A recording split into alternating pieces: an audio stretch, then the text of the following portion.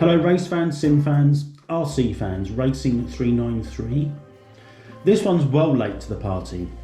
And in fact, I did a video for this not long after I'd built it, but the video went corrupt during the editing process. I don't know why, maybe it's probably something I did. So I deleted it and never went back. And this car actually, I've never actually used outside. But it has had a few hop-ups done. Yeah, so as I said, this car hasn't been used, well, it has been run indoors, but it's got a few upgrades on it.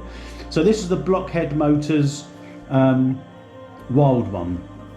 Another Blockhead Motor Edition is coming out February of this year actually, which I've got on order.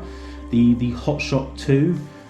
A lot of people have been going on about the Hot Shot 2 and how disappointed they are with this version. I'm gonna release a video once I get the kit.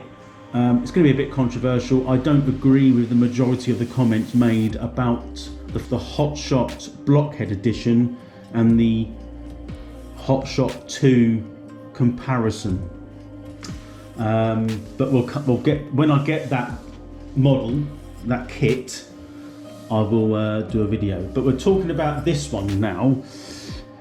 As you can see, it's not a standard Wild One, so everything's painted as per box because it comes ready painted, but I put different wheels on it, and I put the Schumacher, what are they, honeycomb, or what, I think they're called honeycomb tyres, because I think I said before my cars generally get used on tarmac, not actually off-road.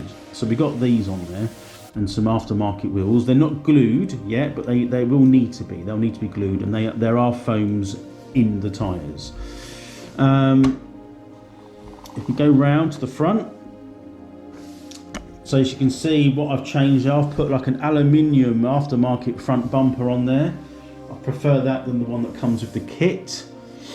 I did put the 4 lights on, and they do have LEDs, so that's fully illuminated when it's running.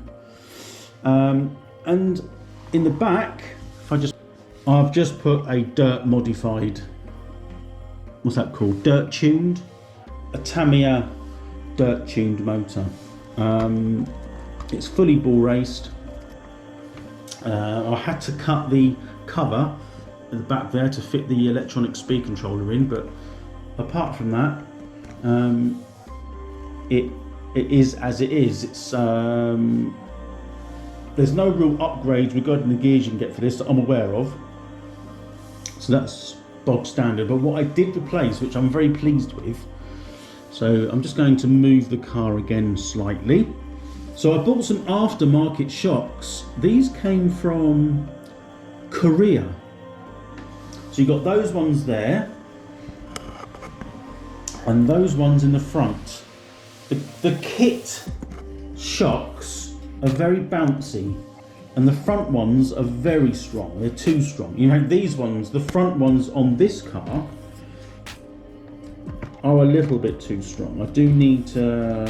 I need to put thinner oil in the front, and the rear shocks are really good. They feel nice and soft. I think they might actually need there might be a little bit of air in there now. They've been stood probably about, I don't know, 8 months on my shelf. But I'm just going to move the car down to ground level. So the back is a little bit saggy, but that's probably to do with the fact of the oil that's in there. I'll be honest, there's a lot of weight over the back, but the front just needs to be a lot softer. So again, I don't think the springs are too bad, but it does warrant a little bit of setup. So it wants to be sitting a bit. What you probably need is the stance sort of like that, but you can see it sort of springs up again. So I'm going to look into that. But this is just a quick overview of my Wild One. I'm going to move the camera, a little close look around.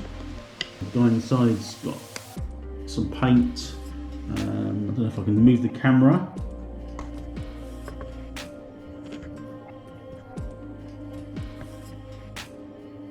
painted. Here's a close-up of the shocks. That's the front one. And there's the back one. And there's lights you can see the wires on the back. So the wiring goes underneath the front there, and there's wiring on the front. And they all work. There is a battery in there, but it's not. It is plugged in. That's probably knackered it now. I'm going to have to unplug that sooner rather than later. I didn't think I'd left it plugged in. But anyway, that's the Tamiya Blockhead Wild One edition. Let me know what your thoughts are on it if you've got one. I think you can still buy them. I quite like it. I like the old retro buggy look. Hence why I've got a lot of the re-released Schumacher kits, which I haven't built yet. Anyway, that's it for now. It's a quick video. Like, subscribe, hit the notifications of when you get another video up. Appreciate you guys watching, and bye for now.